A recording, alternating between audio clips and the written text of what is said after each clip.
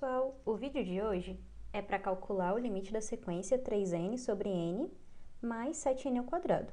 Mas antes de resolver esse limite, a gente vai escrever aqui a definição formal de limite e tentar entender o que significa cada elemento da definição para só depois partir para a resolução desse exercício específico. A definição de limite de sequência é a seguinte: para todo epsilon positivo, vai existir um número natural tal que, a partir daquele elemento da sequência, para n maior que n0, a gente tem que a distância do elemento xn da sequência para o limite é menor do que epsilon.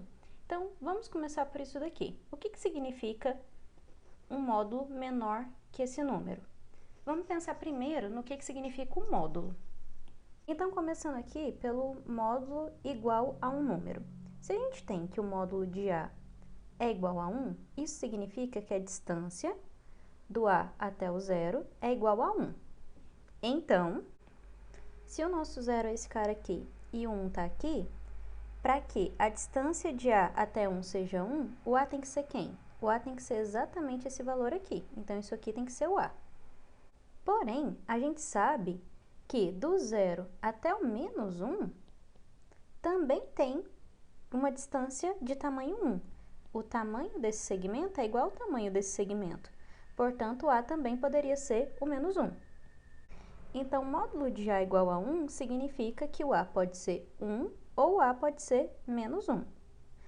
Se a gente trocar e colocar aqui módulo de A estritamente menor do que 1, como eu sei que esse segmento tem tamanho 1, assim como esse segmento tem tamanho 1, mas eu quero que o tamanho do segmento do zero até o A seja estritamente menor que 1, isso significa que o A pode estar em qualquer lugar aqui ou em qualquer lugar aqui. Então, o A poderia ser esse cara aqui. O A também poderia ser esse cara de cá. Enfim, ou seja, isso só significa que o A tem que estar em algum lugar aqui antes de chegar no 1 e em algum lugar aqui antes de chegar no menos 1. Ou seja, o A é algum valor entre o menos 1 e o 1. E é daí que vem que o módulo pode ser escrito dessa maneira. Então, agora, focando aqui na nossa definição de limite, o que a gente tem é que o tamanho desse segmento, seja lá o que seja isso nesse momento, xn menos L, tem que ser menor do que epsilon. Ou seja, se esse cara aqui for um A, esse A tem que estar entre menos epsilon e epsilon. Ou, se a gente pensar de maneira mais rigorosa, xn menos L entre menos epsilon e epsilon significa apenas que esse termo aqui, xn da sequência, tem que estar próximo de L a uma distância epsilon. Isso aqui significa que os xn's, eles estão aqui próximos do L, que é o nosso limite. Então, em qualquer lugar aqui, a gente pode ter um xn. Mais do que isso, o que essa linha inteira está falando é que se a gente tem a nossa sequência, então a nossa sequência está por aqui. Sei lá, x1, x2, e aí a nossa sequência está andando aqui. A partir de um xn0, todo mundo da minha sequência cai dentro desse intervalo aqui, menos epsilon, epsilon. Então, o próximo termo da sequência, que vai ser o xn0 mais 1, ele já está dentro desse intervalo. Então, a partir de n0, todos os xn's estão próximos de L e essa distância é, no máximo, epsilon. Então, é isso que significa essa linha aqui, essa definição. Agora, como aqui a gente tem que para todo epsilon existe um n0, se eu escolhesse aqui um epsilon diferente, então a gente joga esse epsilon fora e agora considera um epsilon aqui menor. Então, agora é o meu epsilon roxo. O n0, ele depende de epsilon, porque para cada epsilon existe um n0. Então, para o epsilon roxo, a gente vai ter um x0 roxo, porque, olha, para esse x0 aqui, para esse n0 aqui, rosa, a partir daqui ainda tem termos da sequência que não estão dentro desse intervalo. Então, esse n0 serve para o epsilon preto, mas esse n0 não vale para o epsilon roxo. Então, como eu peguei um outro epsilon, agora vai existir um outro n0. Então, esse cara aqui agora vai ser o meu novo xn0, tio, porque aqui é um n0 diferente. Então, para cada epsilon eu vou ter um n0, e esse n0 ele depende do tamanho do intervalo. Para cada epsilon que eu escolho aqui, vai existir um n0 diferente. Então, eu posso ir diminuindo o intervalinho, e aí eu tenho que ir mudando o n0 de modo que essa condição continue sendo satisfeita. E do mesmo modo, se eu vou aumentando o intervalo, esse n0 também vai mudar, porque é a partir do carinha que tiver aqui que todo mundo vai cair dentro do meu intervalo novo. Ok, então visto tudo isso, o que a gente tem que fazer para calcular o limite dessa sequência? Então, a gente vai seguir os seguintes passos. Primeira coisa que eu tenho que ter, se eu quero calcular o limite, eu tenho que ter um candidato para limite. Então, eu vou encontrar esse candidato a limite. Aí, a gente pode usar nosso conhecimento em cálculo para achar quem é o limite desse daqui. Só que aqui é análise real, então a gente tem que demonstrar que, de fato, esse é o limite. Então, a gente tem que ter primeiro um candidato. Na nossa definição, eu vou dar aqui um epsilon qualquer, arbitrário, então eu tenho que encontrar quem vai ser o n0. Ou seja, então, eu vou ter um candidato a limite, e aí eu vou fazer uma conta de trás para frente, digamos assim, para encontrar quem vai ser o n0. Depois que eu já souber quem vai ser o meu n0, eu sei a partir de qual momento a minha sequência satisfaz isso daqui. E aí sim, eu vou verificar que o meu candidato é o limite. Então, vai ser exatamente isso que a gente vai fazer agora. Então, para calcular nosso candidato a limite, a primeira coisa que a gente vai observar é que eu posso reescrever o termo aqui da nossa sequência dividindo todo mundo por n. Então, vai ficar um pouco mais simpática a expressão. Ou seja, o nosso termo da sequência é dado por isso daqui.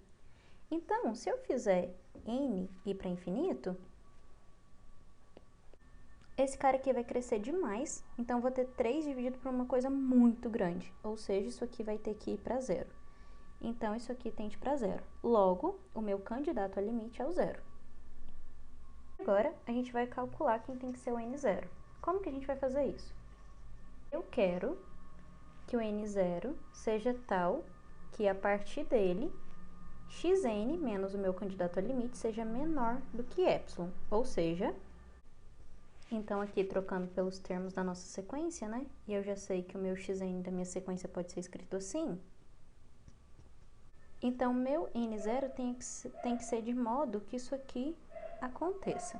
Primeiro, né, esse cara menos zero é o módulo desse cara mesmo, né? O zero aqui não está influenciando em nada. E como n é natural, esse cara aqui vai dar o módulo desse cara a ele mesmo. E aqui, eu quero que isso seja menor do que epsilon. Eu ainda não tenho isso, mas eu quero que isso aconteça. Para qual n isso aqui é verdade?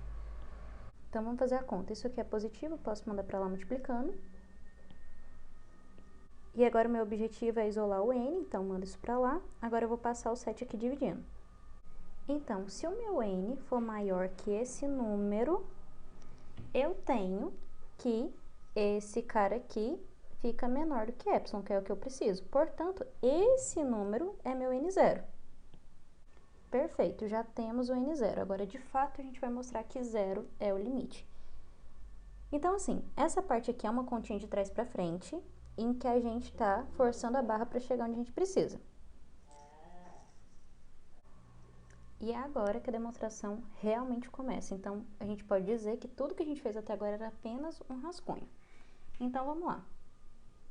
Então, dado aqui um epsilon qualquer, a gente vai tomar um n0, que depende desse epsilon, e que a gente já calculou, que é esse carinha aqui, 3 sobre epsilon menos 1, dividido por 7, né?